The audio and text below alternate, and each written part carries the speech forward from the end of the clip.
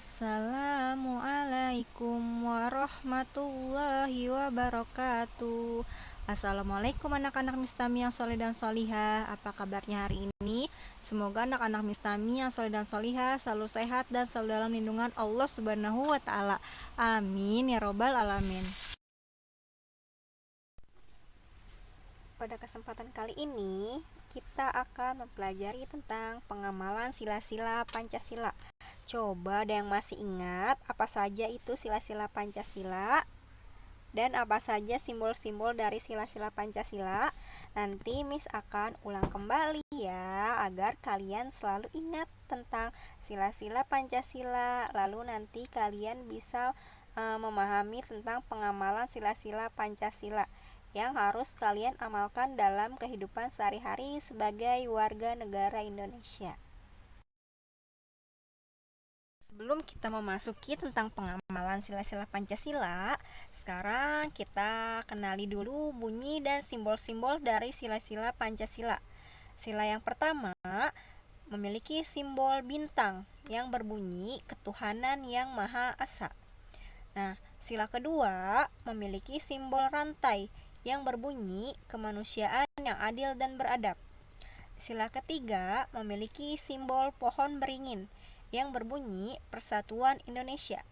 Sila keempat memiliki simbol kepala banteng yang berbunyi kerakyatan yang dipimpin oleh hikmat kebijaksanaan dalam permusyawaratan perwakilan. Dan yang terakhir, sila kelima memiliki simbol padi dan kapas yang berbunyi keadilan sosial bagi seluruh rakyat Indonesia. Nah, dari kelima sila Pancasila ini, kalian harus hafal bunyi dan simbol-simbolnya ya. Sekarang, setelah kalian mengingat dan mengenal sila-sila Pancasila dari simbol dan bunyinya, sekarang kita akan memasuki tentang pengamalan sila-sila Pancasila. Dari sila pertama, yaitu tadi bunyinya ketuhanan yang Maha Esa.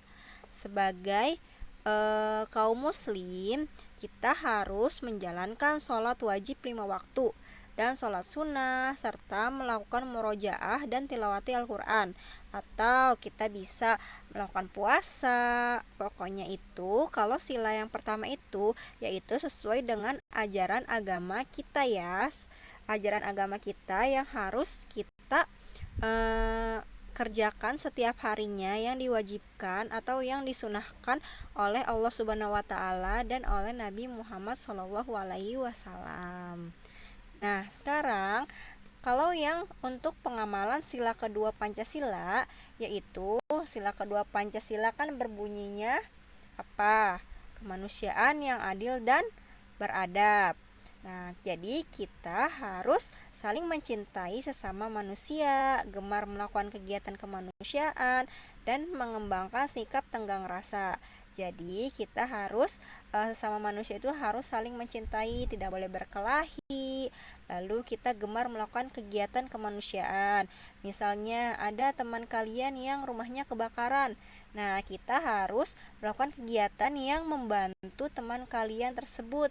Yang misalnya ada lagi yang terkena bencana, kita harus melakukan penggalangan dana atau apapun saja yang membantu mereka yang sedang kesusahan. Dan kita memiliki sikap tenggang rasa. Tenggang rasa itu kita tidak boleh egois terhadap yang lainnya. Misalnya kita bertetangga tapi kita selalu berisik, dan itu namanya tidak tenggang rasa kepada tetangga kita. Ke pengamalan sila ketiga Pancasila. Sila ketiga Pancasila itu berbunyi Persatuan Indonesia. Jadi kita sebagai warga Indonesia yang berbeda-beda, berbeda suku, berbeda agama, berbeda pulau, berbeda bahasa, itu harus memiliki kesatuan. Agar apa? Agar kita sesama rakyat Indonesia itu tidak saling berkelahi, tidak saling pertentangan, atau apalagi tidak saling perperangan. Nah, pengamalan sila ketiga ini yaitu ada rela berkorban demi kepentingan bangsa dan negara. Jadi tidak boleh kita harus kepentingan diri kita sendiri, mementingkan diri kita sendiri, tidak boleh. tapi kita harus berkorban demi kepentingan bangsa kita agar bangsa kita itu tetap utuh. Lalu kita mengembangkan sikap saling menghargai.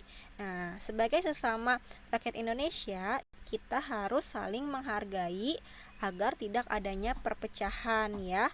Lalu membina hubungan baik bisa dengan teman, dengan tetangga, dengan adik, dengan kakak, atau dengan saudara-saudara kita yang lain yang sebangsa dan senegara. Lalu menjunjung tinggi persatuan dan kesatuan tadi ya, agar fungsinya itu tidak adanya perpecahan atau perkelahian atau apapun yang membuat negara kita itu runtuh. Lalu sekarang sila keempat yang berbunyi kerakyatan yang dipimpin oleh hikmat kebijaksanaan dalam permusyawaratan perwakilan. Nah, pengamalannya yaitu kita mengutamakan musyawarah untuk mufakat. Jadi kalian kalau misalnya mempunyai masalah dengan teman, tidak harus berkelahi, tapi kita harus bermusyawarah atau merundingkan jalan keluar dari masalah itu untuk mencapai tujuan yang kita selesaikan atau untuk mencapai mufakat ya. Lalu tidak boleh memaksakan kehendak kepada orang lain. Misalnya kita ingin berbicara seperti ini, tapi kita maunya pembicaraan kita yang dipakai oleh orang lain, sedangkan pembicaraan orang lain atau masukan dari orang lain tidak kita pakai atau tidak kita terima. Lalu sekarang menghormati dan menghargai pendapat orang lain. Nah, kalau kita sedang bermusyawarah, kita harus menghormati pendapat orang lain. Tidak boleh kita kekeh atau tidak boleh berpegang teguh pada pendapat kita sendiri, walaupun pendapat orang lain mungkin belum sesuai dengan pendapat kita. Lalu sekarang yang terakhir, bekerjasama untuk mempertanggungjawabkan keputusan musyawarah. Jadi kita harus bersama-sama untuk mencapai mufakatnya. Jadi kita harus bekerja sama dalam mencari solusi dari masalah tersebut.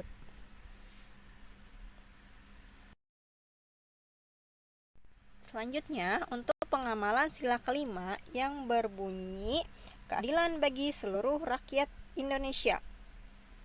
Nah, pengamalannya yaitu menjunjung tinggi sikap kekeluargaan dan gotong royong. Jadi kita harus bersama-sama ya sebagai warga negara Indonesia. Lalu peduli terhadap penderitaan orang lain. Jadi jangan mentang-mentang kita senang nih hidup kita, tapi kita tidak peduli dengan penderitaan orang lain yang di luar sana yang mungkin saja membutuhkan kita. Lalu suka memberi pertolongan kepada orang lain.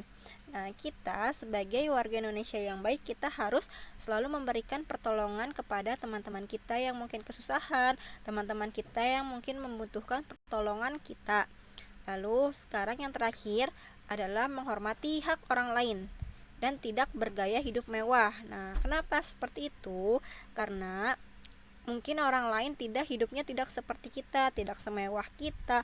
Maka dari itu kita harus bergaya apa adanya, tidak boleh dilebih-lebihkan. Karena Allah juga tidak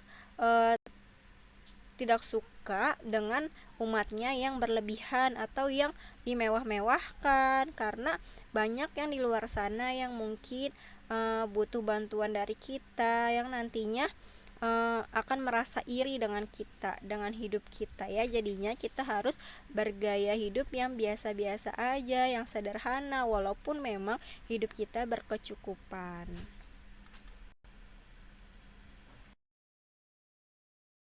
Nah, tadi sudah Miss jelaskan tentang simbol, bunyi, dan pengamalan sila-sila dari Pancasila. Sebagai rakyat Indonesia yang baik, kita harus selalu mengamalkan perilaku yang terdapat pada setiap sila-sila Pancasila ya.